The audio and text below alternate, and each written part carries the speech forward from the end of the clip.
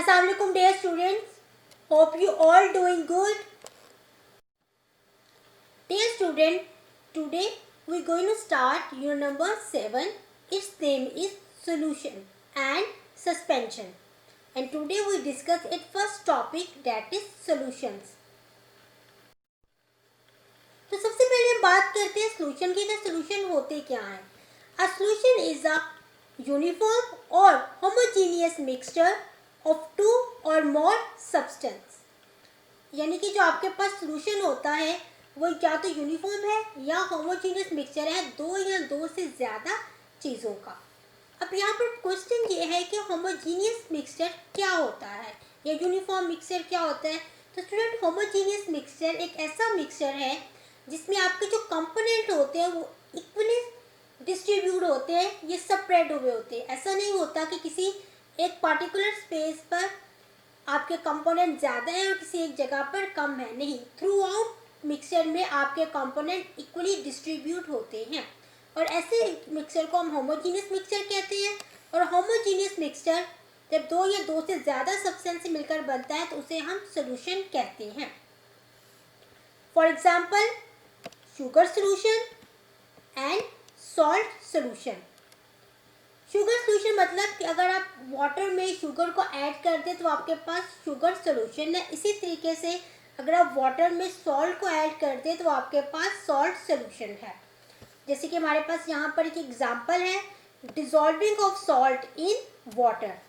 Let's suppose आपके पास first beaker में वाटर है, as you can see here this is water, और यहाँ बॉटम में जो आपके पास पार्टिकल्स आपको शो हो रहे हैं वो सॉल्ट के हैं। जैसे ही सॉल्ट वाटर में डिसॉल्व होगा तो आपके पास कुछ इस तरीके से जो है वो सॉल्यूशन बनेगा, जिसको आप नाम देंगे सॉल्ट सॉल्यूशन का। जो सॉल्ट होता है स्टूडेंट वो कंप्लीटली वाटर में डिसॉल्व हो जाता है।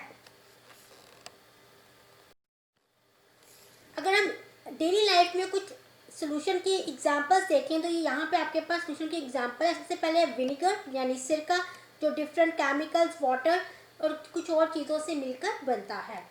उसके बाद नेक्स्ट से आप सब फेमिलियर हैं, कोका कोला, कोक या सिंपल कोल्ड ड्रिंक, ठीक है, जो आपके गैसेस से, वाटर से, शुगर से, ठीक है, चीज़ों से मिलकर बनती है। उसके बाद स्टूडेंट नेक्स्ट आपके पास कॉपर सल्फेट। कॉपर सल्फेट आपके पास एक ऐसा केमिकल है जो कॉपर और सल्फेट के कॉम्बिनेशन से बना है।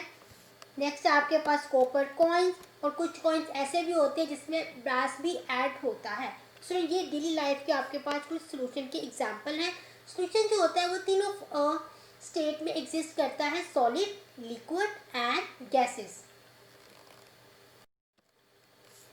नेक्स्ट स्टूडेंट, अब एक छोटा सा कॉन्सेप्ट मैं डिस्कस करूंगी, it is a important thing. हम बात करेंगे सॉल्यूट और सॉल्वेंट के बारे में, ठीक है। सबसे पहले हम बात करते हैं सॉल्यूट क्या होता है। अ solute is a substance that dissolve in liquid, यानी आपके पास सॉल्यूट एक ऐसी चीज़ है जो आपके लिक्विड्स के अंदर डिसॉल्व हो जाता है, ठीक है। अगर हम सॉल्ट और वाटर की ही एग्जांपल लें तो आपके पास जो सॉल्ट होगा वो सॉल्यूट होगा, ठीक है, क्योंकि जो सॉल्ट होता है वो वाटर के अंदर डिसॉल्व होता है। जो चीज़ आपके लिक्विड के अंदर डिसॉल्व हो जाती है, किसी भी दूसरे सब्सटेंस में डिसॉल्व हो जाती है, उस डिसॉल्व चीज़ को हम सॉल्यूट कहते हैं। नेक्स्ट है स्टूडेंट हमारे पास solvent. A solvent is a substance that absorb or dissolve a solute. अब सॉल्वेंट एक ऐसी चीज़ होती है जो सोल्यूट को अपने अंदर डिसॉल्व कर लेता है। जैसे अगर हम सॉल्ट और वाटर की बात कर रहे हैं तो जो वाटर है आपके पास ये सॉल्वेंट है, क्योंकि वाटर जो है वो सॉल्ट को अपने अंदर डिसॉल्व कर लेता है। वाटर सॉल्ट में डिसॉल्व नहीं होता, सॉल्ट वाटर में डिसॉल्व होता है। इसके आप सिंपल वर्ड में ये भी कह सकते हैं कि जो चीज़ डिसॉल्व होती है उसे हम सोल्यूट कहते हैं, और जो चीज़ दूसरे को अपने अंदर डिसॉल्व कर ले उसे हम सॉल्वेंट कहते हैं। और जो आपका सॉल्यूशन होता है वो सोल्यूट और सॉल्वेंट का कॉम्बिनेशन होता है। जैसे कि सॉल्ट सॉल्यूशन है वो सॉल्ट और वाटर का कॉम्बिनेशन है। इसी तरीके से आप शुगर और वाटर का सॉल्यूशन बना सकते हो। उसमें शुगर आपके पास सोल्यूट है और वाटर सॉल्वेंट है। शुगर और वाटर को ऐड करेंगे तो आपके पास शुगर सॉल्यूशन आ जाएगा। नेक्स्ट स्टूडेंट हम सॉल्यूशन की कुछ इंपॉर्टेंट प्रॉपर्टीज को डिस्कस करते हैं। सबसे first point, a solution is a homogeneous mixture. जैसे हमने स्टार्टिंग में ही डिस्कस कर लिया था कि जो सॉल्यूशन होता है वो हमेशा आपके पास होमोजीनियस मिक्सचर होता है, यानी कि जो भी कंपोनेंट है जिनसे भी आपका मिक्सचर बना है वो इक्वली आपके सॉल्यूशन या मिक्सचर में डिस्ट्रीब्यूट होते हैं। Number 2, no chemical reaction involve between the solvent and the solute. कि आपको एक सोल्यूशन बनाने के लिए किसी केमिकल रिएक्शन की ज़रूरत नहीं होती। ठीक है, जैसे आप शुगर और वाटर का सोल्यूशन बनाते हैं तो आप सिंपली शुगर को वाटर में ऐड करें तो वो डिज़ोल्व हो जाती है, आपको इसके लिए किसी हीट की या किसी रिएक्शन की ज़रूरत नहीं होती। नेक्स्ट है, the solute is still present although it may be difficult to see. जब आप सोल्यूट को सॉल्वेंट में डिज़ोल्व कर लेते हैं, जैसे कि हमने शुगर को वाटर में डिज़ोल्व कर लिया तो वो कम्प्लीटली डिज़ोल्व हो जाती है और डिज़ोल्व होने के बाद हमें नज़र नहीं आती। ठीक है, लेकिन वो फिर भी वाटर के अंदर प्रेजेंट होती है। अगर हम उस सोल्यूशन को टेस्ट करें तो उसमें हमें शुगर का टेस्ट जो होता है वो महसूस होता है, हम उसे टेस्ट कर सकते हैं, बट एक्चुअली हम उसे देख नहीं सकते। इसी तरीके से अगर आप सॉल्ट सोल्यूशन लेंगे तो सॉल्ट सोल्यूशन का आपको टेस्ट आएगा, बट आप डिज़ोल्व सॉल्ट को नहीं देख सकते। नेक्स्ट है, a solution allow light to pass through it. ठीक है, सोल्यूशन एक क्लियर क्रिस्टल फॉर्म होता है और इवन के इसके पार्टिकल पूरी तरीके से डिज़ोल्व हो भी जाए तो आपके सोल्यूशन में से जो लाइट होती है वो इजीली पास हो जाती है।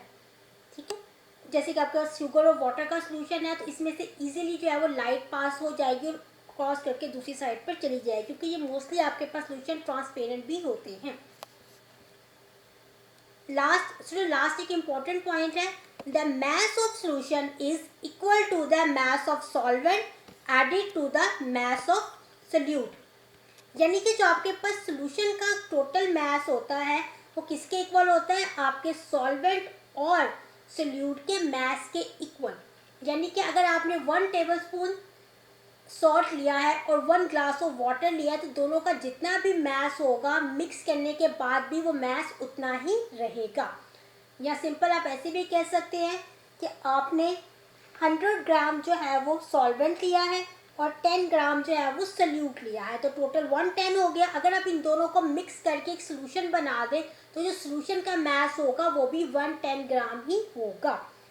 ठीक है, यानी कि जो मास ऑफ सोल्यूशन होता है वो एक्चुअली मास ऑफ सॉल्वेंट और मास ऑफ सोल्यूट के इक्वल होता है। नेक्स्ट है स्टूडेंट हमारे पास सॉल्युबल एंड इनसॉल्युबल। सबसे पहले सॉल्युबल को डिस्कस करते हैं। सॉल्युबल आपके पास एक ऐसा सब्सटेंस है जो आपके लिक्विड या सॉल्वेंट में डिसॉल्व हो जाता है। यानी कि जो चीज़ आपके लिक्विड के अंदर या सॉल्वेंट के अंदर डिसॉल्व हो जाती है उसे हम सॉल्युबल कहते हैं। जैसे sugar and water, sugar water में डिसॉल्व हो जाती है। हनी है वाटर, हनी भी वाटर में डिसॉल्व हो जाता है। इनसॉल्युबल की अगर हम बात करें, a substance that does not dissolve in liquid or solvent is called insoluble। और जो चीज़ आपके लिक्विड या सॉल्वेंट में डिसॉल्व नहीं होती उसे हम इनसॉल्युबल कहते हैं। अगर हम इनसॉल्युबल की एग्जांपल देखें तो ऑयल एंड वाटर, क्योंकि जो ऑयल है स्टूडेंट वो वाटर में डिसॉल्व नहीं होता। अगर आप ऑयल 1 टेबलस्पून ऑयल को 1 ग्लास ऑफ वाटर में डाल दें तो जो ऑयल होगा वो उसकी टॉप लेयर पे आ जाएगा, उसके ऊपर एक लेयर बन जाएगी, बट वो डिसॉल्व नहीं होगा, as you can see here. इसी तरीके से स्टूडेंट हमारे पास है सैंड एंड वाटर। जो सैंड है वो भी वाटर में डिसॉल्व नहीं होती। अगर आप सैंड को वाटर में डालें तो आपकी वो किसी भी जार या कंटेनर के बॉटम में इकट्ठी हो जाएगी, लेकिन वो डिसॉल्व नहीं होगी। तो जो सैंड होती है उसे हम इनसॉल्युबल कहते हैं। नेक्स्ट स्टूडेंट हम बात करेंगे सॉल्ट और ओशन के बारे में। एक चीज़ आप जब जानते हैं कि जो हमारी मोस्टली सरफेस ऑफ अर्थ है वो वाटर से कवर्ड है, तो 2/3 जो आपकी अर्थ सरफेस है वो स्ट्रॉन्ग सोल्यूशन ऑफ सॉल्ट या दूसरी चीज़ों के सोल्यूशन से कवर्ड हुई हुई है। ठीक है, फॉर मैनी सेंचुरीज जो रेन की वजह से आपके लेक और रिवर्स का जो वाटर लेवल है वो भी बैलेंस है। और जैसे ही रिवर और लेक का वाटर सी या ओशंस में जाता है तो उसके अंदर सॉल्ट या दूसरी कुछ सॉल्यूट जो होते हैं रॉक से वो मिक्स हो जाते हैं। ठीक, स्टूडेंट जब जैसे ही वाटर रिवर और लेक से या कैनाल से सी में जाता है, तो उस पॉइंट पर उसमें ज़्यादा क्वांटिटी में सॉल्ट या रॉक के जो पार्टिकल्स होते हैं वो डिज़ोल्व नहीं होते। उस पॉइंट पर जो आपका सोल्यूशन होता है वो वीक होता है, या उसे हम डिल्यूट सोल्यूशन भी कहते हैं। लेकिन थोड़े टाइम के बाद आहिस्ता आहिस्ता जो रॉक होती हैं, दूसरी चीज़ें होती हैं, वो वाटर में डिज़ोल्व हो जाती हैं। तो थोड़े टाइम के बाद जो सोल्यूशन आपके पास पहले से वीक था वो फिर आपके पास एक स्ट्रॉन्ग या कॉन्सेंट्रेटेड सोल्यूशन बन जाता है।